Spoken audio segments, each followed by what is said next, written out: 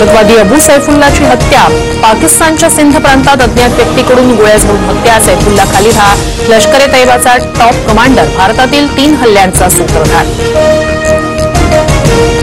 भारताची बाजू जगभरात मांडण्यासाठी जाणाऱ्या शिष्टमंडळांना परराष्ट्र सचिव विक्रम मिस्री माहिती देणार। ऑपरेशन सिंदूर, लष्करी संघर्ष आणि युद्धबंदीबाबत चर्चा होणार। 7 खासदारांचं शिष्टमंडळ जगातील 32 देशांना भेट देऊन पाकिस्तानचा पर्दाफाश करणार। यूट्यूबवर ज्योती मल्होत्राच्या मागे पाकचा अधिकारी दानिश मास्टरमाइंड असल्याची शक्यता। भारत-पाक संघर्षावेळी ही दोघं संपर्कात। ज्योतीच्या पाकिस्तान दौऱ्याचा खर्चही दानिशनं केला। यापूर्वी संशयास्पद कृत्यांमुळे भारत सरकारनं दानिशला देश सोडण्यास सांगितलं होतं।